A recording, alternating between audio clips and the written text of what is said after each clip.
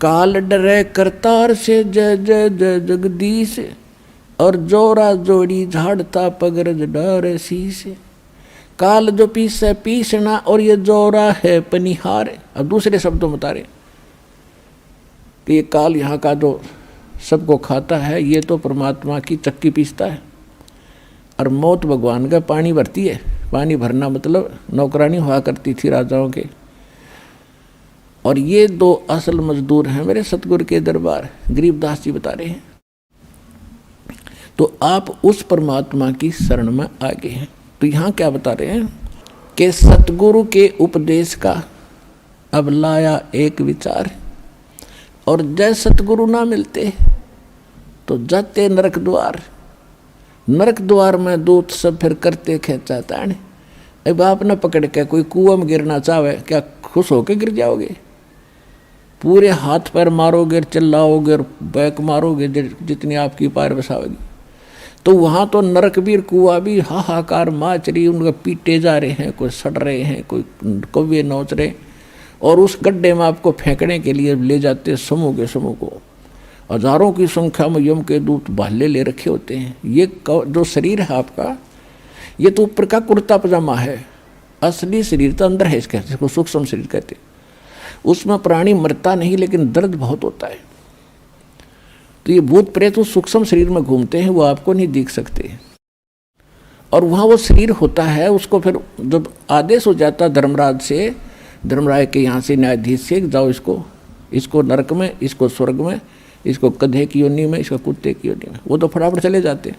यम के दूत जब उसको लेकर चलते हैं पूरे टोल को, जैसे डांगर पशुओं को फाटक में रोकते समय वो वापस भाजन गलठ मार मार के अंदर ठोक्या करें, तो वो स्थिति होगी वहाँ पर उन प्राणियों की जो सत भक्ति नहीं करते या नकली संतों से नाम लेकर भक्ति करें। सतगुरु ना मिला जिनको, यम के दूत उनको आगे को ले जाएंगे और वो वापस भाजेंगे। उसमें कौन करे राजी खुशी? तो उनका सीधे भाले ठोकेंगे, दे लटकीते लागो, और उनको फिर धक्के से ठोक कर उसमें और फाटक बंद कर देंगे। तो यहाँ बताते हैं नरक द्वार में दूत सब फिर करते खेचा ताण, उनसे कभू ना छूटता। और उसके बाद नरक भोग के फिर कहाँ? फिर 84 लाख योनियों में 4 खानियों के अंदर फिर आता। 4 खानी में भरमता और कभू न लगता पार, ये फेरा सब मिट गया मेरे सतगुरु के उपकार। अपरमात्मा की इस मंत्र को लेने से, मर्यादा में रहकर भक्ति करने से आपका कितना पहाड़ से भी बड़ा दुख टल गया, बाईपास निकाल दिया आपने, यदि मर्यादा में रहोगे तो। अब क्या कहते हैं परमात्मा के, सतगुरु के सजदे करूं कर्म छुटाए कोटि, और जो सतगुरु की निंदा करे उनके यम तोड़ेंगे होठ। कि ऐसे संत ने जो इतना उपकार किया, इतना निर्मल मार्ग, और ऐसे पहाड़ से भी भारी दुख जीव के बचा रहे हैं। और यहाँ इस जीवन में भी करोड़ पापों से आपको बचाया जा रहा है। बीड़ी मत पीना, शराब ना पीना, मांस मत खाना, भाई किसी की आत्मा ना दुखाना। अब आपको इतनी दया और ज्ञान होगा भगवान का, तो फिर आप इन पापों से बच के सारा दिन भगवान की भक्ति करते हो, ना बैठ के गप्पे मारो, किधर ताश खेलो, किधर राजनीति बतलाओ, किधर सिनेमा मार्ग फुड़वाओ बैठे बैठे। अब कितने बाईपास निकाल दिए, कितने कर्म छुटवा दिए आपके बुरे। कहते हैं सतगुरु के सजदा करूं कर्म छुटाए कोट, और ऐसे सतगुरु की जो निंदा करें फिर यम के दूत उनके होठ तोड़ेंगे, यानी ऐसा पीटेंगे कि तय लागो। होठ तो नाजुक होती हैं, कोई बालक ना धमकावे तो उठा पर ना मारा करे, एक आधा थप्पड़ चट्टू कमरे में मार ले। कहते वो होठ भी फूटेंगे तो नो सोच लो बेरहमी से पीटा गया वो। तो कहते वहाँ इतनी पिटाई होगी आपकी, ऐसे महापुरुष की जो निंदा भी करते हैं। और फिर क्या बताया है,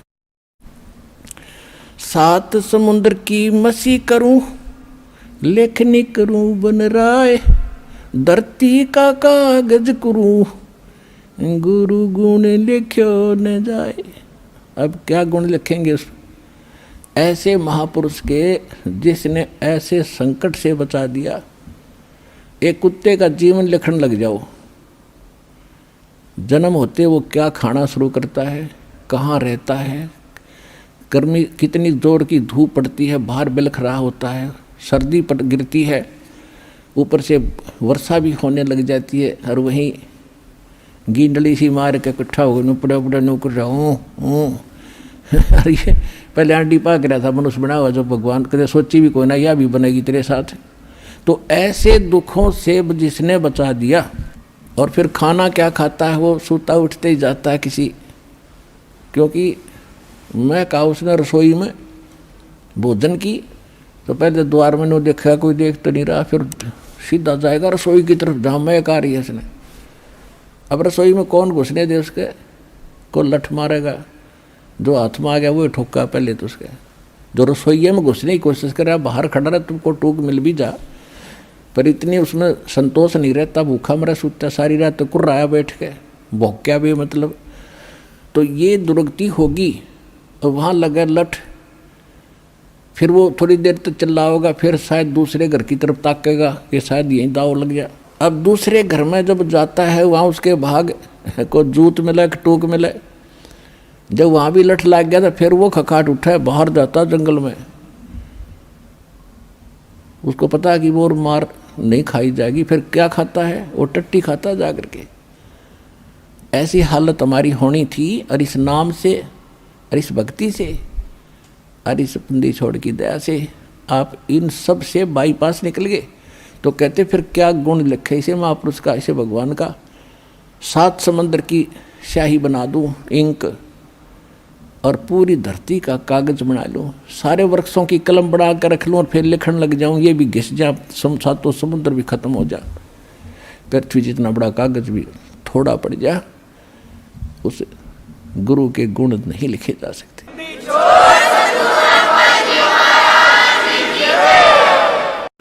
अब फिर क्या बताते हैं,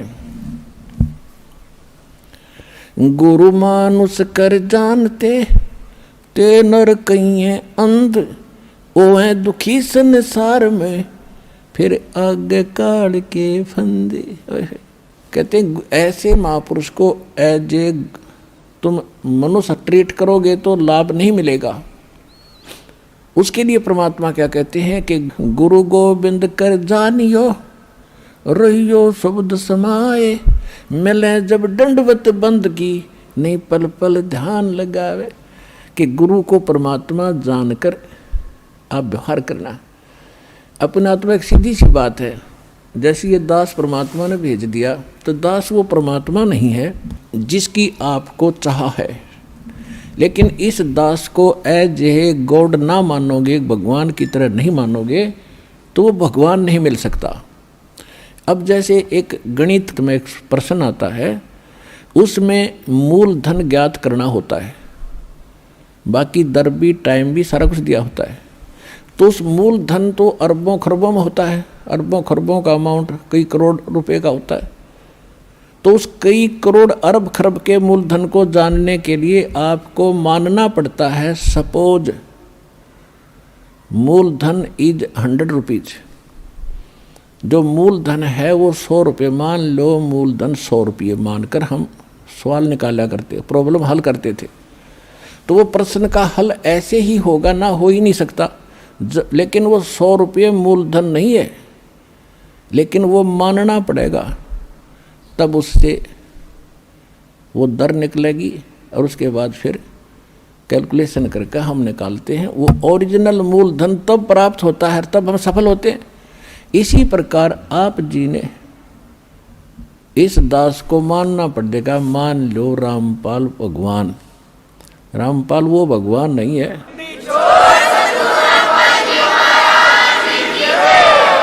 और इसको एज ए गॉड ट्रीट करके आपने अपनी आदत सुधारनी है। क्योंकि जब आप यहाँ से जाओगे, यहाँ से चलते ही गुरु का रोल, आप पहले भी रोल है, फिर भी आपके साथ रहेगा। इस दास के रूप में आपका नीचे से गणेश जी के दरबार से अकाउंट क्लियर कराता चलेंगे। यानी आप जब यहाँ से चलोगे तो ऑटोमेटिकली आपके रास्ते साफ पाओगे। जैसे स्थान स्थान पर वो खड़े होते हैं, चौराहे पर सिपाही होते हैं ट्रैफिक को डाइवर्ट करने के लिए, ऐसे जब आप संसार छोड़ कर चलोगे आपको आप बताते चलेंगे आप इधर जाओ, आप इधर जाओ, तो आप गणेश जी के उसमें जाओगे। वहाँ जाते आपको क्लियरेंस चिट मिलेगी, अग जाइए जी आप जाओ, क्योंकि आपकी भक्ति ऐसी बन जाएगी, उनसे आप ऋणमुक्त होते चले जाओगे। फिर आओगे स्वाद चक्र में, यानी सावित्री ब्रह्मा के दरबार में, तो वहाँ भी आपको क्लियर चिट मिलेगी, आप जाओ जी आपका काम पूरा, क्योंकि परमात्मा पहले करवा के जा चुका होगा इस दास के रूप में। और फिर आगे जाके बैठ जाता त्रिकुटी के ऊपर, जहाँ मालिक का यहाँ इस ब्रह्मांड में एक मूल स्थान है, ऑफिस है, कार्यालय है। जैसे प्रत्येक देश में प्रत्येक देश का एक राजदूत भवन होता है, तो इस दास के रूप में आपको परमात्मा उस त्रिकुटी पर मिलेगा। तो फिर आप जाओगे नाभि कमल में, नाभि कमल में विष्णु और लक्ष्मी जी का दरबार है। वहाँ आपको फिर वहाँ से अकाउंट क्लियर लेना पड़ेगा, वो भी चिट आपको तैयार मिलेगी, नो ड्यू सर्टिफिकेट। फिर आप आओगे हृदय कमल में पार्वती और शिव का जो दरबार है, फिर वहाँ से आप चलोगे और फिर आओगे आप कंठ कमल में दुर्गा का स्थान है, वहाँ से भी आपको क्लियर चिट मिलेगी। फिर आप पहुँचोगे त्रिकुटी पर। त्रिकुटी पर जाकर के फिर 3 रास्ते बन जाते हैं, उसको त्रिवेणी बोलते हैं। इन्हें कख भी नहीं पता त्रिकुटी पर। ये राधा स्वामी वाले कहते हैं हमने कोई ज़रूरत नहीं वेद ग्रंथों का किसी को, हम नीचे के भगवानों से हमने कोई लेना देना नहीं, हम तो सीधे त्रिकुटी में ध्यान लगाते हैं। त्रिकुटी कोई बरवाड़ा का बस स्टैंड है, वहीं पहुंच जाओगे त्रिकुटी पे, वाह भाई वाह। त्रिकुटी तक पहुंचने के लिए बहुत जोर लगेगा तुम्हारा, 100 जन्म नहीं पहुंच सकते। साधनाओं से 5 काल नाम के जानो, 5 काल के नाम जाप करते हो, साधना कोई है नहीं, गुरु तुम्हारे है ही नहीं। क्योंकि जो राधा स्वामी के मुखिया थे शिवदयाल जी, उसका कोई गुरु नहीं, और वो भूत बनकर अपनी शिष्या में बोल रहा है। जैसे हम भूत बोलते हैं यहाँ पर, आप देख लो किस किस के अंदर बातें करते, ऐसा वो बातें कर रहा है वहाँ पर। तो कहने का भाव ये है कि त्रिकुटी पर जब आप पहुँचोगे तो वहाँ इस दास के रूप में परमात्मा मिलेंगे, और जैसा व्यवहार विचार आपका यहाँ है और जो डिमांड आप यहाँ लेकर मर रहे हो, तो वहाँ जाके फिर नहीं मांगोगे कोठी चाहिए जी, कार बन जाए, तो परमात्मा कहेंगे जाते नीचे तू कार कोठी ले, वापस भेज देंगे। तो ये भी आपकी इच्छा यहाँ से इसलिए हटाई जाती है कि केवल ये मांगो, साई इतना दीजियो जा मैं कुटुंब समावे, हम भी भूखे न रहे अतिथि न भूख हो जावे। बता फिर क्या रहे क्या मांगने। कुटुंब समान का अर्थ है परिवार की रिक्वायरमेंट ऑफ द फैमिली। अब रिक्वायरमेंट अगर आपने कोई मोटरसाइकिल की आवश्यकता है तो वो भी देगा भगवान, अवश्य देगा। अगर आपको कार की आवश्यकता तो कार भी देगा, ये गारंटीड समझ लेना। अब जिसने जाना है खेत में और वापस आना, बताओ वो क्या करेगा हेलीकॉप्टर का, वो तो मतलब की बकवाद कर रहा है। और फिर कहने अभाव ये मान ले कार मिल गई जब के कौन सा तो देवता बन गया। अब निर्धन भक्ति कर रहा है, मजदूर भक्ति कर रहा है, भक्ति भगवान को प्यारी है, भगत भगवान को प्यारा है, तो भक्ति करनी पड़ेगी। किसी ने सुविधा है ऐसे जाने में तो वो कोई दिक्कत नहीं, वो ले लो वो दे देगा। लेकिन एक मजदूर ने कहा मैंने कार चाहिए, उधर कार ने शर्म मारा, कसी ठाकत जाके वहाँ खड्डा खोदना, कार ने क्या करेगा। हाँ भक्ति दोनों ही करोगे दोनों ही मुक्त होंगे, एक भक्ति दोनों ही सफल होगे। वो कार में घूमने भी सफल होगा और मजदूर भी को भी वही पद मिलेगा जो उस कार में बैठे हुए को मिलेगा। तो हमने तो वो चाहना है, यहाँ की वस्तु चाहिए नहीं आपको। तो इस प्रकार जब इस तरह की भावना आपकी हट जाएगी तो वहाँ त्रिकुटी पर एग्जाम होगा आपका। जैसा व्यवहार जैसा विचार आपका यहाँ इस दास के प्रति है, भगवान देखता रहता है। कहते मौला बैठा मोरचे और देखे जन की भेड़, दवा 10 कोट जम किंकर तहाँ एक नाम की खेड़। अब जैसे यहाँ आपको तरीके बताए जाते हैं, उदाहरण और एग्जाम्पल दे दे के कथा सुना के कि परमात्मा जब तपस्शिला पर आए काल के इस लोक में, तो धर्मदास जी को परमात्मा बता रहे हैं कि जब मैंने उस काल को ये कहा, परमेश्वर कबीर जी बता रहे हैं कि जब मैंने उस काल को ये कहा कि मैं नीचे जाऊंगा और सब जीवों को बताऊंगा तो भगवान नहीं है, और सब गलत मंत्र जाप कर रहे हैं, उनको यथार्थ ज्ञान दूंगा, यथार्थ मंत्र दूंगा और सब जीवों को पार करके सतलोक ले जाऊंगा। तो ने बहुत दुखी कर दिया इनको, भगवान की आत्माओं को। तब वो काल इतना ताकतवर है कि मेरे ऊपर झपट्टा मारा मारने के लिए। तो मैंने सतनाम का जाप शुरू कर दिया और जो ही मैंने सिमरण किया श्वास से ऐसे गिर गया जैसे पक्षी की पाँख कट जाती है।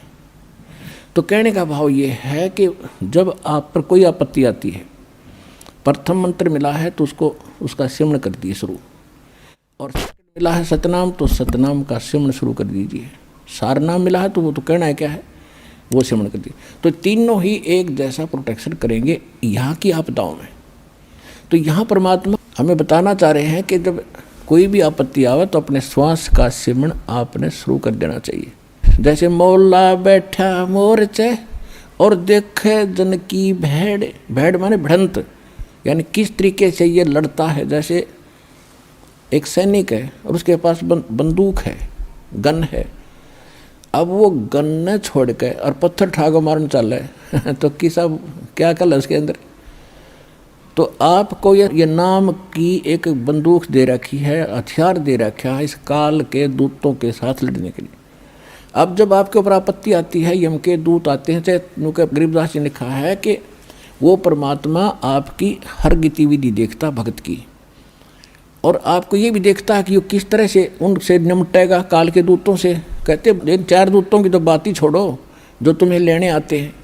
अगर 12 करोड़ यम के दूत सामने खड़े हों और आपने एक सिमरण कर दिया, वो 12 करोड़ न्यों पड़ेंगे जाके एक दूसरे के ऊपर उछलते भागते नजर आओगे, न्यों मैदान साफ कर जाएंगे। अब कहते हैं मौला बैठा मोर्चे, मौला माने परमात्मा, मौला बैठा मोर्चे देखे जन की भेड़। जो मोर्चे में भक्त बैठा है, यानी मोर्चा है हमारा हर काल का ही, उसके साथ हम लड़ रहे हैं, संघर्ष कर रहे हैं, भक्ति कर रहे हैं, सिमरण कर रहे हैं। और कहते हैं जैसे आपत्ति आती है उस समय अपना सिमरण शुरू करो दाता का, सब बातें भूल के। और वहाँ नो का हरी माँ मर गया बचाइए तो कहेगा भगत है वो। तो परमात्मा ये देखता है कि वहाँ आप कौन सा फार्मूला अपनाओगे, तो वो तरीके आपको यहाँ बताए जाते हैं। तो वहाँ एग्ज़ाम होगा त्रिकुटी बजा का आपका। तो यहाँ परमात्मा कहते मौला बैठा मोर्चा देखे जन की भेड़, आपकी लड़ाई देखता है, बढ़त देखता है, यो कैसे मुकाबला करता है। बंदूक धर के पत्थर ठाता है या बंदूक का दिखावा है तो फिर ज़्यादा फर्क पड़ जाए। बंदूक दिखाते हैं तो नाम के सिमरण से संकट टलेंगे। और कहते हैं 12 कोट जम किंकर जहाँ 12 दूत यम के दूत सारे के सारे आपके सामने आ जाओ, और एक नाम की खैड़, खैड़ माने टक्कर नु मारा सब गिरता चल तगड़ा आदमी होता है। तो ऐसे वो मंत्र की इतनी ज़बरदस्त शक्ति है, क्योंकि ये ज्ञान जो बोला गया था सिंपल और अनएजुकेटेड व्यक्ति थे, उनको सिंपल लैंग्वेज में समझाना था। तो वो परमात्मा आपकी भिड़ंत यानी आपकी एक्सरसाइज देखता है कैसे कर रहा है। तो वो जैसे इस दास के साथ आप व्यवहार जैसे आप यहाँ डिमांड करते हो, तो धीरे धीरे देखो प्रथम बार को भक्त आता है उसको तो कंपलसरी है, वो तो मांग गएगा और ये भगवान देगा ही देगा। इसके घर में कोई घाटा है कोई नहीं। ज्ञान इसलिए दिया जाता है कि तू क्या मांग रहा है उतना मांग ले जितनी तुझे ज़रूरत है, और बाकी भगवान पर छोड़। उसने क्या पता नहीं मेरे बच्चे को क्या आगे आवश्यकता है, आगे तैयार खड़ा पाओगा आपका आपसे पहले खड़ा मिलेगा, इसको किस चीज़ की आवश्यकता है। पति भरता जमी पर जो जो धर पाओ, समर्थ झाड़ू देत है ना काटा लग जाए। तो आप उसके हो गए तो फिर आपके जीवन रूपी सफ़र में झाड़ू लेकर कहते हैं मैं उसका दास हूँ। दास किसे कहते हैं? गुलाम को। दास भी पीछे रह जाए लेकिन भगवान आपकी पुकार से सुनते ही आगे खड़ा पाओगा, और उसको पहले भी खड़ा पाएगा कि मेरा बच्चा आ रहा है और साफ कर दूँ कि देश के कर्म के कांटे ना चुभ जा। तो इतना आपने इस मालिक में समर्पित होना पड़ेगा पतिव्रता की तरह, तब लाभ हो।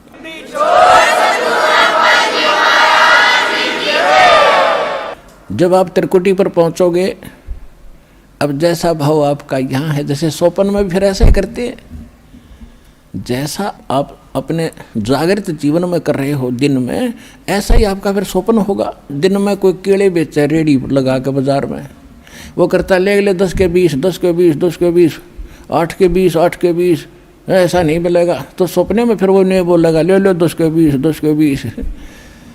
तो अब जैसा रिहर्सल आप यहाँ कर रहे हो, जब आपकी मृत्यु होगी आपको सौपन होगा, और उस सौपन में आप जो यहाँ कर रहे हो वही वहाँ बोलोगे जाके भगवान के दरबार में, भगवान के सामने। तो इसलिए पहले देखो, ये तो मालिक है, आपको टाइम देगा पूरा, आपकी उम्र बढ़ाओगा जब भक्ति नीत रखोगे तो, और तब तक आपकी यहाँ की संसारिक सुविधा भी सारी सेट कर देगा, क्योंकि उसको मालूम है ये जीव है और कितना ज्ञान सुना ले। अब सीधी सी बात है, जब तक पैर में कांटा है इतना कितनी सलाह दे ले जूता पहन ले, जूता पहन ले, कतई नहीं पहन सकता। वो तो कांटा निकालना ही पड़ेगा जब जूता पुराना है। तो ये दास